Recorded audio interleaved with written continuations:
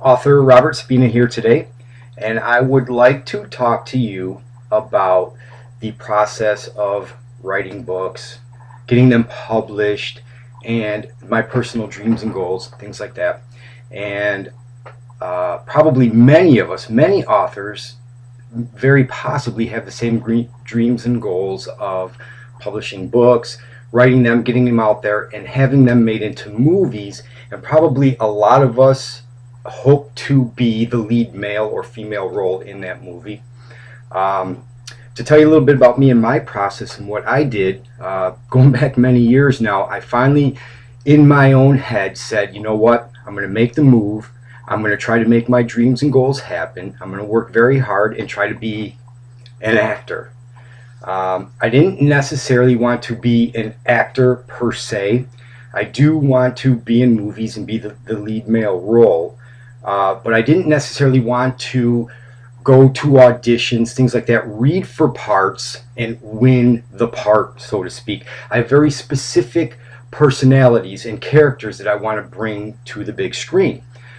So as I got into this process and started learning, what do you do to become an actor and things like that, I started searching online and doing things, and I've done all kinds of things. I've made talent pages on the web. I have gone to New York City on casting calls, and I've gone and met people in person.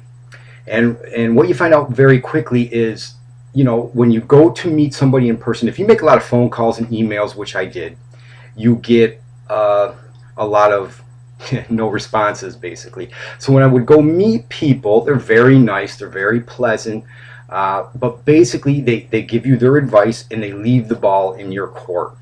So I was doing all kinds of things, and I actually started writing parts of characters that I wanted to bring to the big screen.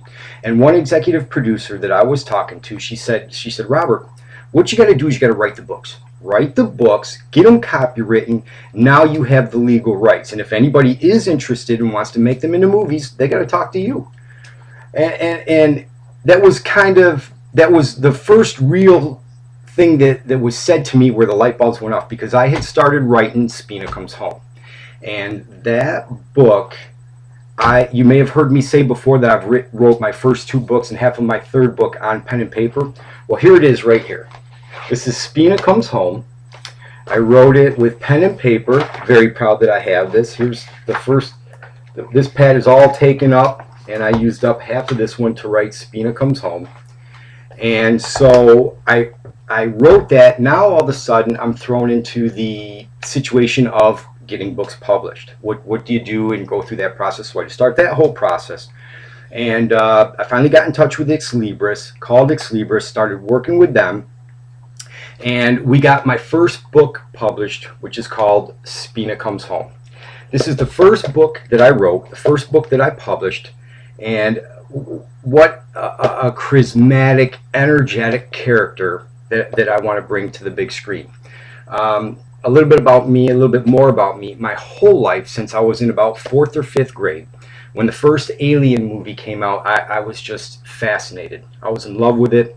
I've loved all the Predator movies, the Alien movies, the Alien versus Predator movies, loved them all. I've always wanted to be a part of that franchise, and to be in the gear, to be running around and fighting these horribly horrific monsters, and just be strong and sturdy and stand up to them. So I wrote this character in here. His name is Gregan the Little Warrior. And I want to talk about this book with you a lot today. I want to read some extended excerpts from this book for you today, because this is just a very appealing character, a great story. And I also want to talk about this book because this is the first book that I wrote. And when I started writing this with pen and paper, I was writing down the ideas, and I was watching the movie in my head as I was writing it down. So when the executive producer said to me, Robert, write the books, I basically wrote the movie, which takes place, this whole book takes place over the span of really a couple days. Now it talks about Gregan the Little Warrior, who was born in the 1700s, and his name is Gray in the 1700s.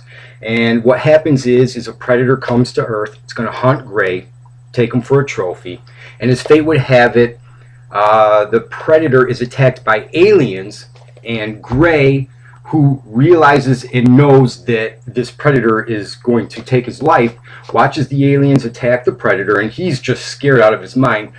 But as the way things turn out and play out, he ends up saving the Predator from the aliens. He ends up killing the alien. So the Predator gets wounded very badly. He can't, he knows he's wounded badly enough to where he won't be able to hunt the galaxy for, the ultimate prey anymore. So he takes a chance. He says, you know what? I see something. If you read the book, it tells how he picks up Gray, and he sees the mark of the hunter on Gray. So he names Gray his successor. Now that doesn't mean Gray is a predator all of a sudden. What happens is they take him into space. They take him to meet the leader of the predators, whose name is Advar. And Advar says, all right, guys, and if you want this to be your protege, he can be, but he has to pass the 3 rights of the hunter. So Geisen gives Gray some weapons. They end up naming him Gregan, the Little Warrior, because ultimately he survives his first 2 rights of the hunter, where he's thrown into an arena and he has to fight aliens, and he survives that. And at great surprise to the aliens, or to the predators, by the way. So they name him Gregan the Little Warrior because he survives. Now the 3rd right of the hunter I don't go into with this book. That's for future books. But the 3rd right is simply I'll tell you what it is because I already know what it is. They take Gregan and they desert him on a planet that's overrun by aliens. And he has to survive for a week. He has to eat, hunt, and live for a week. They come back a week later, and if he's alive, he gets to become a predator. So he does. He survives. They come back. Geisen gets him, and Gregan, the Little Warrior, becomes a member of the Basting Clow. The Basting Clow is a ship going through space. It has 10 predator hunters on the ship. I'm going to read the names for you really quick. They are Tygel, Waylum, Boldander, Secondsill, B1Lu, Kronpum, Agus, Seagulls, and Geisen, and of course Gregan the Little Warrior, who is the only human predator in the galaxy. Now the leader of the Basting Clow is Commander Tysalon. His co-pilot is Grandsill, and they do have a surgeon on the ship whose name is Urintag. That's the whole crew of the Basting Clow. And what happens is Gregan is obviously the bottom of the totem pole. They don't really take him out a lot. They take him on some hunts. They give him all the weapons and things, and they see how he does, and he fares well. But basically, they only Gregan is basically in suspended animation. They got him in just a little capsule, and they've got a tube going into his neck, feeding him just enough nutrition to keep him alive. So Gregan doesn't age that fast. The way I've made it up in this book, he ages about 1 year, like we would, for every 10 years he's in space. So Gregan is actually in space for 200 years. And then all of a sudden, what happens is, in this book, an alien queen gets free on Earth. She starts amassing a huge hive. Lots and lots of aliens come out. And another really neat, interesting thing with this book is I introduce a species called the Bonkli. The Bonkli arrive on Earth, and I read the book to find out how they get there. The Bonkli arrive. Now, the Bonkli are an alien species that feed exclusively on aliens. So the Bonkli really don't ever bother people or anything like that. The aliens are starting to amass, and they're getting to be a huge society. And what happens is they start to grow and get bigger, and finally the queen settles in the Adirondack Mountains. So she's in the middle of nowhere, not to bother anybody, but as they grow and get bigger, hunters and campers start to go missing. So this starts to alert the human population that something is going wrong, something's amiss in the Adirondacks.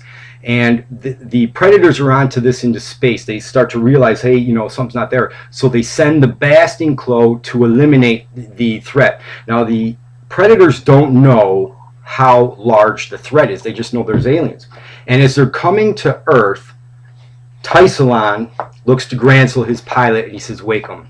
And Gransel's like, who? Wait, who? He says, Gregan, the human. So this is Gregan's first mission that he actually gets to lead and go on alone. And Tysalon says, yes, he's a human. Let him go, see if he can, save and protect his world. So what happens is they send Gregan to the Earth, and the United States military notices the ship come down to Earth. So they put together 5 10-man teams. And I have all of the men written down, listed.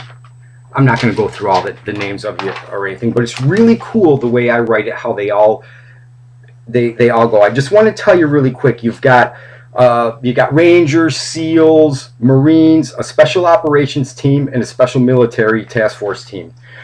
They're 5 10-man teams with 1 commanding officer to each team. So you've got 55 military men involved in this story. You've got Gregan the little warrior involved in this story. You got the aliens, you got the Bon Clee, you got the Predators, and I introduce a fantastic alien character in this story. The Alien King comes to life in this story. He's awesome. He's fantastic. When I wrote this story, I was so into this story. I wrote the script, got the script written right here. I drew the whole story out in these 2 books right here, front to back. The whole book is drawn out. So I've got all the storyboards drawn out for this.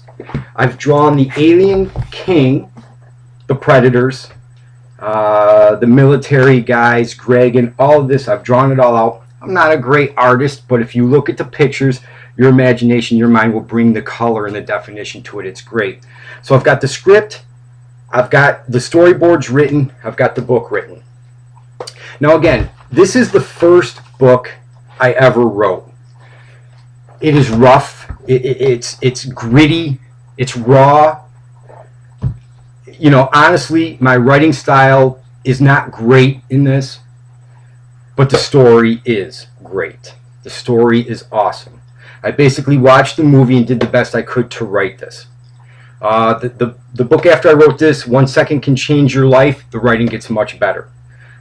You learn as you go, and now 7 books into this, you learn and you get better. But I want to read some excerpts from this book, and I want to tell you I'm so proud of this, because if I can ever make this happen and make the movie, I know, being a fan of this franchise, the Aliens and the Predators, my whole life, this is what we want to see. It's right here. And I am still able, capable, and athletic enough to pull this off and be very believable in it. This is legally copywritten to my name. There are aliens in here. There are predators. But it is a completely original story that centers around the main character, Gregan, the little warrior. And it's awesome. It's awesome. And I just keep working hard, keep trying to bring it out. And I want to read some excerpts from this book, because it's really, really neat. And this is Gregan waking up from an extended sleep in space. And I want to just try to have you envision the way he wakes up and what he comes out of. Okay? Present day Earth. Not there. The lid of a metallic box retracts from top to bottom, exposing a misty interior. As the mist clears, Gregan is exposed, lying in suspended animation, with the growth of decades of hair covering his nude body like a gorilla. There is a tube in his neck, feeding him enough nutrition to keep him alive for very long stays of suspended animation. His body lays suspended on various prongs that shift and move position to prevent any damage to his body. 4 metal probes come out facing his body, 2 on top and 2 below.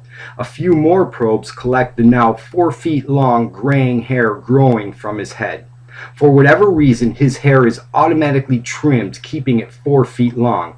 This is in line with the length needed to reach his waistline. It fits into predator tradition. The probes pull his hair upward away from his body as 2 more probes insert straws into his nostrils and spray a rubbery substance over his lips, sealing his mouth. They then put rubbery cups over his ears, which shrink to exactly cover his ears. The 4 probes now start to spray a blue rubbery substance exactly from Gregan's hairline down his body. Nail snips come out to cut the very long nails growing from his fingernails and toes. The nails on his fingertips are left long and filed like those of a classical guitar player. His toenails are cut comfortably short. A silvery substance is sprayed over his fingernails, making them very strong and unbreakable. The 2 probes on top spray from head down his whole body as the 2 probes underneath him do. The probes supporting Gregan's body retract and are replaced with new ones to allow the spraying probes to pass underneath him freely. When the probes complete spraying his body, he is completely covered in this rubbery blue substance, which adheres to his body. The 4 probes change their tips to pincers, which now go to Gregan's hairline and begin to remove the blue substance. 2 more probes come out and face the left and right side of his body. The 4 probes get a good hold of the substance and begin to pull it away from his body. As they do, the 2 probes to the sides of his body shine a laser, cutting the substance so there is a top half and a bottom half. The probes work in unison, slowly pulling the substance from Gregan's body.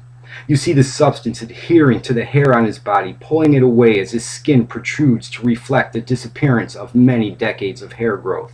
The cups on his ears come off with the substance, and the straws are removed to leave a visibly emaciated Gregan. A syringe enters the tube leading into Gregan's neck, injecting a concentrated fluid of revitalizing proteins and amino acids. Gregan lays there seemingly unconscious. He does not move yet. So this here is Gregan in his stasis chamber after a couple decades of just floating around in space on the Bastion Clo, and they're waking him up. So his body is shriveled, he's shrunk, but his hair is all over his body. This blue substance goes all over his body and peels it away, and now they're injecting him with fluids that are going to wake him up. The next excerpt I want to read you is Gregan getting ready to go down to Earth, and he's suiting up. He's getting his armor. Geisen walks away, and Gregan takes a last look at his home planet and slowly walks away. Gregan walks to a wall and flips a switch, which raises a panel exposing 2 arm devices, one for the left arm, one for the right. He presses his left arm into the left device, which automatically encloses around his left forearm, fitting perfectly. He pulls his arm with the device facing his face. He presses and slides with his right hand index fingernail on the device, which has unknown symbols on it to us. The device flips open and Gregan detaches a panel on it. It starts to beep like a bomb, and Gregan replaces it and touches some buttons with his fingernails, and the beeping stops. Nice. He presses his right arm into the right arm device, and it encloses perfectly around his right arm. Gregan turns to his left and points his right arm, dropping his fist, and the device above his wrist opens, exposing 4 metallic hooks. Gregan raises his fist, and the device closes. Net ready to go, he says. He makes a fist, turns his hand towards his face, and 2 enormous blades extend out from the device. He shakes his hand, and they retract. He flips a switch, raising a panel just to the left of the one he just opened. There is a pewter-colored shell, an exact replica of Gregan's body form, waist to neck and shoulders. Wow, this is new, he says, looking with interest at the chest plate. Gregan turns 180 degrees, pulls his hair up over his head, and backs up close to the chest piece. As if it had a mind of its own, the chest piece splits down the middle and across the shoulders. It moves forward and fits Gregan perfectly from waist to shoulders. It fits like a muscle shirt, very tight, and flexes with him as he moves. Just below Gregan's left ear, a noticeable metal probe is protruding about 1 inch from his neck. The chest piece closes seamlessly around Gregan's body. A probe grows from the left shoulder of the armor, attaching to the probe leading into Gregan's neck. A plasma cannon extends out from the panel, attaching behind Gregan's left shoulder. A belt extends out and secures itself around Gregan's waist. There is a huge knife attached to the belt on his left hip. There are various goodies attached to the belt unknown to us. 2 sheathed swords extend out, attaching in the center of his back, forming an X on his back. The Predator's spear, which is Gregan's personally made spear, extends out and attaches to his back below the swords.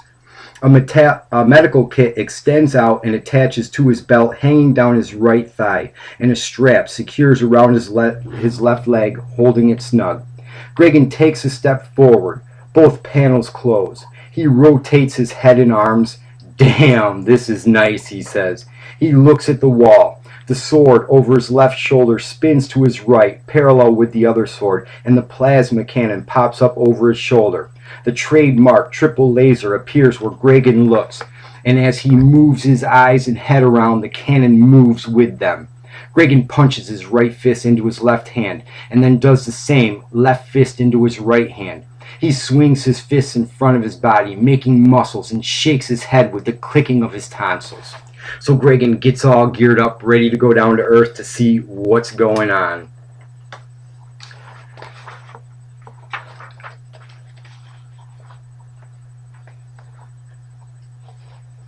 Okay, I just want to, well, I can pass this. Like I said, there's 5 military teams. I go through the names of who they are and everything, and that's really cool. It's a really cool part about this book is the military. The one thing I definitely wanted to be about this book is a strong military. The military guys in this book, they're not a bunch of wimps. They ain't running around, oh, they're going to kill us and this and that. They're fighters. They're badass. In this book, I have cameos from characters from all the Predator movies. One of the cameos is, of course, Arnold Schwarzenegger is Dutch. And what I did with Dutch is in the fight scene where he fought the Predator took its face off and dropped it. Well, he went back and got that. And with this, he was able to create, the military was able to create weapons that are able to pierce Predator armor. So the military have badass weapons. Not only that, they have learned to cloak themselves from the Predators with special suits that they wear. So the military in this book, they take heavy losses. Don't get me wrong. It's just one big, huge battle. They take heavy losses, but they dish out as well as they get. That's for darn sure. And they're awesome. The military is just awesome in this. They kick ass. I love the military in this. I want to read the introduction of the Alien King. I'm so proud of the Alien King because the Alien King is awesome. He is awesome. So this is how the Alien King makes his presence in Spina Comes Home. Gregan is watching as a significant army is pouring out. "Oh my God, this could be a society," he says. Gregan moves off to follow the moving army. About a half-mile away, the aliens move past a gigantic boneyard. There are hundreds and hundreds of decaying carcasses and bones scattered all about. All animals big enough for face-huggers to get their tentacles around are here. Deer, bear, raccoons, possums, bobcats, coyotes, dogs, and even people. Gregan stops momentarily to inspect the graveyard and follows the 500-strong army of aliens. About 1/4 of a mile past the graveyard, the aliens come to another very large cave. The aliens stop just outside the entrance, giving gracious space to the entrance. They start to bellow and clamor. A shriek from a very large animal echoes out of the cave. Footsteps are heard. The sound of a large queen breathing and hissing, only in a much deeper tone, is heard. The aliens all quiet down and stand on all fours at attention. An enormous alien emerges from the cave. This is no queen. This is the king. He is magnificent, nearly 30 feet tall. He has strong, long legs, a tail that is 20 feet long with a 4-foot dagger-like talon at the end. A magnificent slashing, stabbing, cutting weapon. He has brilliant armor covering his back, shoulders, chest, and abdomen that looks like black, shiny steel, when in fact it is alien chitin. Very thick, very strong, and can easily deflect all bullets except those that hit him dead straight on. His head adornment is fantastic. 5 gigantic sheets that grow at a 45-degree angle from the back of his head for 8 feet on the longest middle sheet on top. The sheets bevel up and outward, growing into long tusks that grow surrounding the king's head with 5 deadly sharp horns. He is incredibly mean-looking and intimidating. He is an awesome sight. His head is 90% covered by this magnificent shell. The front opening in the shell allows his head to ascend out of it, and he ascends his head to look over his subjects and gives a shriek that echoes throughout the forest, sending birds to the wing. The shriek is so loud that the Marine team hears it. That's the introduction of the king, and Regan is there to witness it, and this is a very significant moment in the book. The way the king is made, introduced into alien society, I go through that briefly, but enough so that you know how it happens. It's very important, and the introduction of the king, Regan does something that ascends him significantly in predator society. It's just great part. And I want to read one last excerpt for you. This is one of the fight scenes.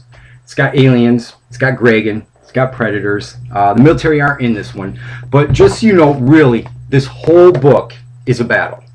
The whole book takes place, I talk about the past, where Regan came from, him being in space, what he does, but the whole book generally is over a 2 to 3 day span. And it's the whole battle between Regan and the predators trying to eliminate the aliens. And of course the military gets involved. You learn about the king, you learn about the Bonkley. So it's predator versus predator versus predator versus predator versus predator. Awesome. This is a 2 to 3 hour non-stop action battle. It is absolutely awesome. I've seen this movie in my head a million times, and it just will be a huge blockbuster. I just keep working hard, doing my best to persevere and bring it. This is one of the battle scenes, and this is where Regan is introduced to the Bonkley. He knows of the Bonkley, he knows what they are, but this is the first time he sees them here on Earth. Being chased and fighting, he runs off a small cliff. The stream falls about 30 feet, forming about a half-mile wide pool, and Regan ran right off the cliff. He gets good distance due to his ability to travel further in the air while cloaked, and lands fairly close to the shore, still making a big splash on impact. Regan surfaces, gulping for air as purplish silver lights emanate around him, and his cloak fades. Regan swims to shore, walks onto land, and turns to see aliens jumping into the water and running along the cliff edge, which slopes down naturally to the ground where Regan is now. Regan slaps the cannon behind his left shoulder with his left hand like it isn't working. He looks at his arms and says, "Water." The aliens swim with crocodile-like efficiency and quickly reach the shoreline.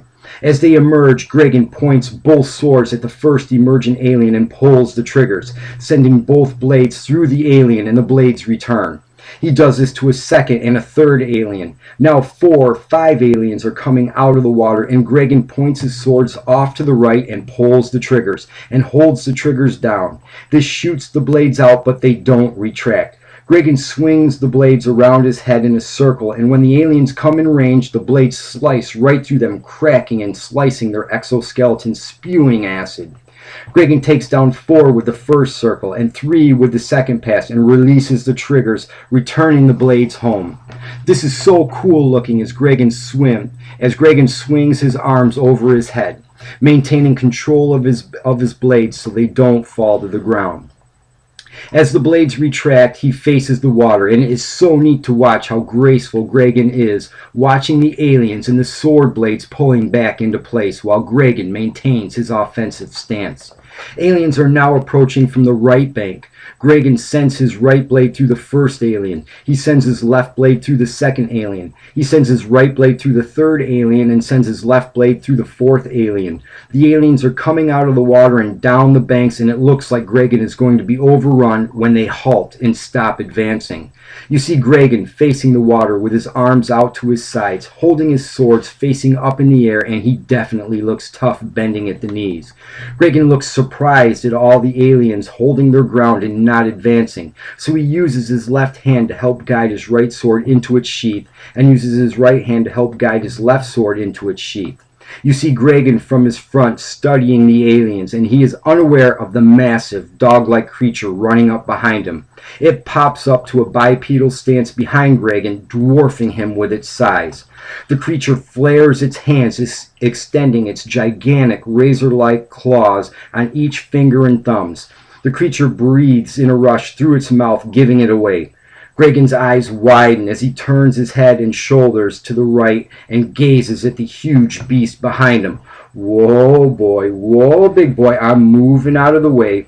Gregan starts to move out of the way when the Bankley swings down at Gregan with its left arm, cupping him in its left hand, and swats him violently off to the right.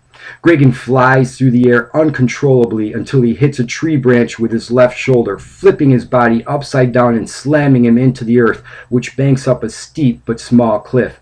Gregan falls down the cliff a short bit and lays there dazed and disoriented. The Bankley loudly barks at the aliens. Ahoo! There are 3 more Bankleys approach behind the first one. They start to howl in the air, and the aliens charge. An alien leaps at the first Bankley, and it simply sticks its right-hand claw into the body of the alien, catching it. It grabs the alien by its tail with its left hand and uses the body of the alien as a hammer, slamming down on another approaching alien, crushing its body into the ground. It repeats this to a second and third alien. The other 3 Bankleys join the fray. The Bankley holding the alien by its tail steps on the alien's head, sticks the claws of its right hand into the alien's body, and lifts the body, pulling it from the head. An alien leaps at the Bankley, and the Bankley swings the headless alien body, colliding with the alien, sending it broken through the air. The Bankley throws the headless alien in the same direction. The Bankley grabs the head at its feet and shakes it face down until the jaws appear. He then uses one of his claws to extend the jaws all the way out and grabs them like an ice cream cone.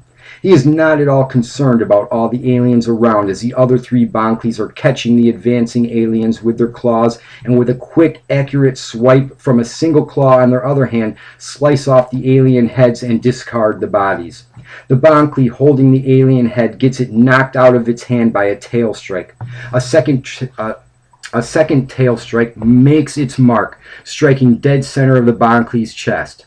The Bankley must have very thick, very strong bones because the talon of the alien tail does penetrate, but it's not enough to hurt the Bankley. As it grabs the tail, the alien hits it right in the face with an acid spit. The acid has no adverse effect on the Bankley.